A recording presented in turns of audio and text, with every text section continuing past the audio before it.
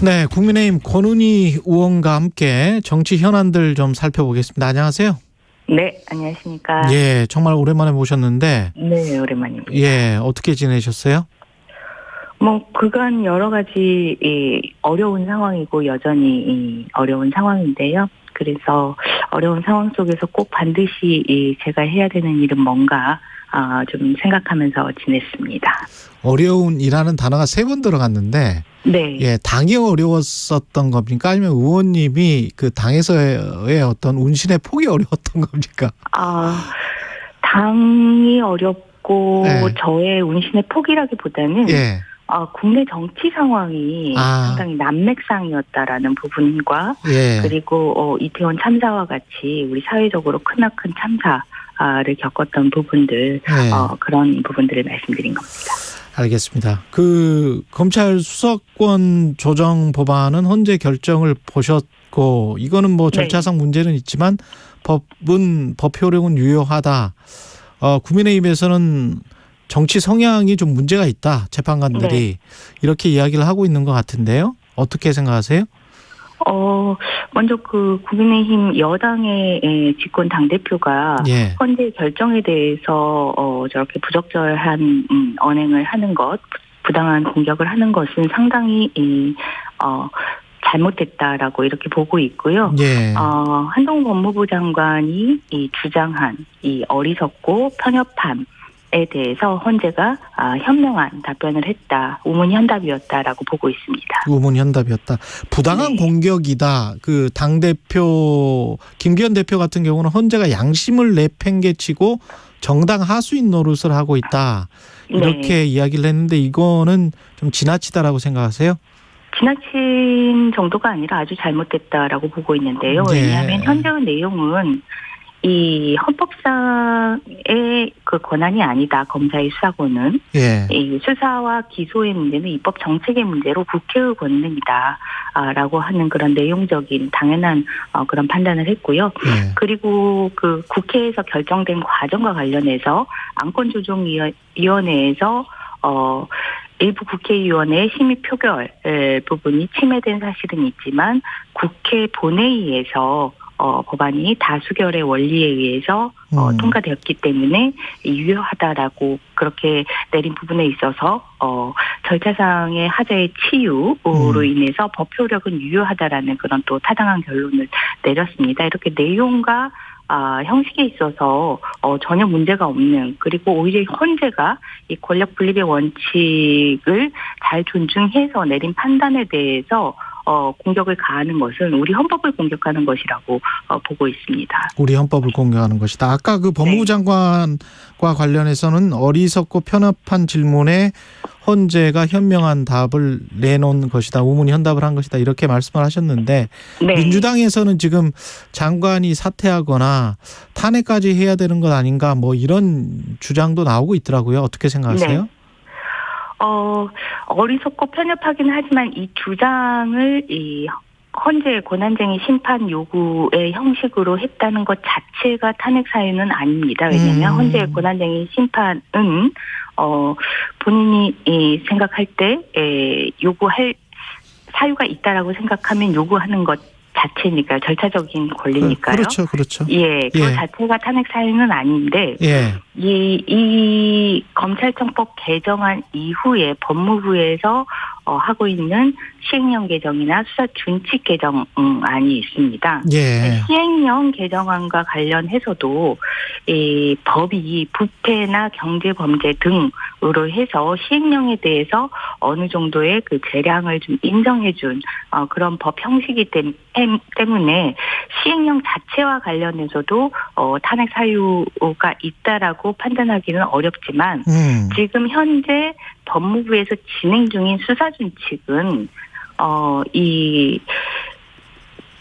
검찰청법 개정으로 인해서 수사와 기소를 분리하는 이 국회의 입법 정책을 정면으로 거스르는 그러한 방향으로 지금 수사준칙 개정안이 초안이 마련이 돼서 지금 협의가 진행 중인데 이 법 거스르는 방향의 수사준칙이 확정이 된다면 이거는 국회의 입법권을 무시하고 그 국회에서 개정된 검찰청법 개정안을 무시한 위법한 수사 준칙이기 때문에 이에 대해서는 탄핵 소추의 사유가 될 수 있다라고 판단을 합니다. 아, 그러니까 국회에서 그 본회의에서 통과된 법을 그리고 네. 헌재의 결정까지 나왔는데도 불구하고 법무부가 수사준칙 개정안을 마련해서 확정적으로 수사와 기소권을 분리하는 법의 본질을 위반하는 방향으로 간다면 그거는 네. 탄핵 소유가 된다. 네, 예. 판단하고 있습니다. 그렇군요. 정순신 이후에 국가수사본부장 이제 새로 임명이 되긴 했는데 그 인사검증 과정에서 왜 이런 의혹이 걸러지지 않았는지, 그 왜 생기부는 삭제가 됐는지, 전학은 왜 그렇게 됐는지 뭐 여러 가지 이상한 게 있지 않습니까? 네, 그 관련해서 또 교육이시잖아요. 네네. 이거는 뭐 뭔가 청문회를 할 필요가 있다라고 생각을 하세요? 교육위에서 일단 학교폭력의 가해자에 취해진 조치, 지금 정순신 아들에 대해서 전학 조치가 취해졌는데요. 예. 이 전학 조치는 법령에 따르면 지체 없이 14일 이내에 전학 조치가 이루어져서 피해자와 분리를 하도록 이렇게 법령에 규정이 되어 있습니다. 예. 그런데 아시다시피 이 정순신 아들은 무려 330여일이 지나고 나서야 전학 조치가 이루어졌거든요. 이러한 전학 조치는 위법한 것으로서 이 위법의 원인이 과연 어디서 기인하는지를 청문회를 통해서 좀 확인할 필요가 있다라는 부분하고요. 예. 그리고 반포고에서 이 가해 학생에 대한 이 생기부의 삭제가 이루어졌는데, 이 삭제를 할 경우에는 가해 학생의 반성을 고려를 해서 삭제 여부를 결정을 하도록 되어 있는데, 그렇죠. 예, 이 반성과 관련해서 어떤 객관적인 자료에 기초해서 반성이 있었다라고 판단하는지가 지금 전혀 제시되고 있지 못하고 있는 상황입니다. 그러니까 법원 판결에서도 반성의 기미가 없다고 그런 거 아니에요? 네, 맞습니다. 예. 반포고에 전학 가서까지 이 대법원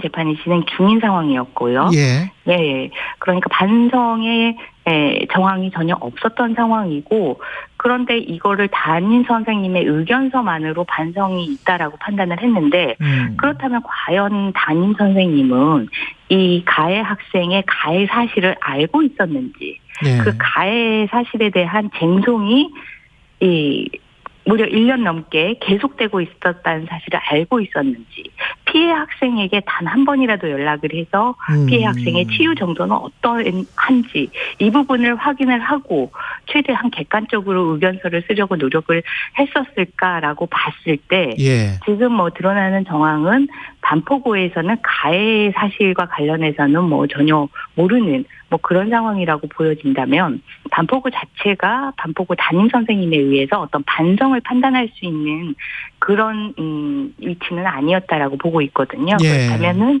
반성 없는 기록 삭제가 이루어진 부분인데, 이런 부분들에 대한 그 현장, 교육 당국의 안이함에 대해서 좀 확인을 해볼 필요가 있을 것 같습니다. 청문회가 필요하다, 그런 말씀이시고, 국가수사본부장에는 네. 지금 우정수 경기 남부청장이 내정이 됐는데 네. 어떻게 생각하십니까? 좀 아는 분이세요?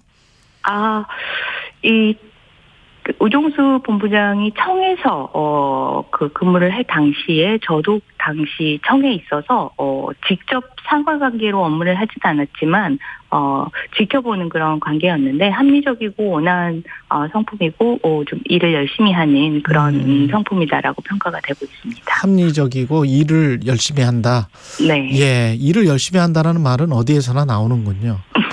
그분과 관련해서 거의 워커홀릭이라고 그런 평가가 있더라고요. 예. 네, 맞습니다. 예. 국민의힘 같은 경우에 청년층 지지율이 전반적으로 좀 하락하는 것 같고, 대통령 네. 지지율은 굉장히 좀 부정적인 의견들이 있고요. 어떻게 보십니까? 그 청년층 쪽이 하락하는 원인은 뭐라고 보세요? 청년층의 지지율이 사실은 지지세가 형성이 된 게 30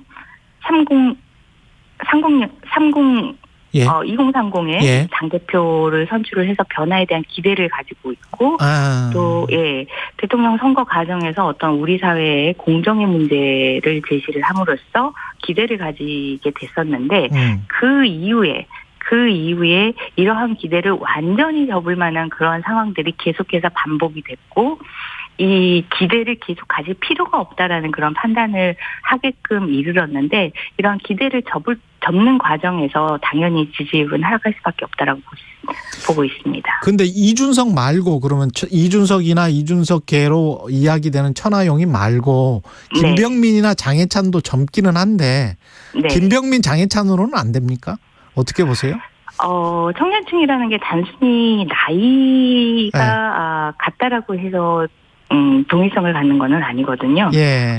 기성세대에 대한 어떤 그 변화의 필요성, 합리적인 지적, 이런 부분들을 과감히 할 수 있는 그런 부분들을 즉 청년 정신을 가진 부분에 대해서 공감을 갖는 것인데 현재의 지도부에 들어가 있는 나이는 청년인 그런 청년들이 이 청년 정신에 대한 공감대를 줬다라고는 평가할 수가 없는 상황이라고 보고 있습니다. 그래서 그런 지지율 하락세를 멈추게 할 수 있는 그런 역할들에 대한 기대 역시 없다라고 그렇게 보여지고 있습니다. 그렇군요. 기성세대에 대한 대안이나 혁신이 돼야 되는데 그게 좀 부족하다 이런 말씀이신 것 같고. 네. 예. 그 새 지도부가 이준석계를 포용해야 하느냐를 놓고 당내 의견이 갈린다고 하던데요. 어떻게 감지를 하세요, 의원님은? 지금 당대표 선거 전당대회 과정에서 드러났고, 그리고 전당대회 그 선출 직후에 그 최고위원들의 발언에서도 드러났지만, 이 포용을 한다라고 하는 게 진정성이 전혀 없다라고 판단이 되어집니다. 포용을 한들 하지 않는들. 그 포용을 한다라는 것은 그들의 목소리를 듣고 그들의 목소리에 어떤 의사결정에 힘을 주는 것인데 포용을 한다라는 것이 그냥 단순히 악수하고 사진을 찍는 것 이상의 의미가 없다라는 것이 전당대회 과정이나 그 직후에 어떤 발언들을 통해서 확인이 됐다라고 보여집니다. 알겠습니다. 여기까지 듣겠습니다. 국민의힘 권은희 의원이었습니다. 고맙습니다. 네, 감사합니다.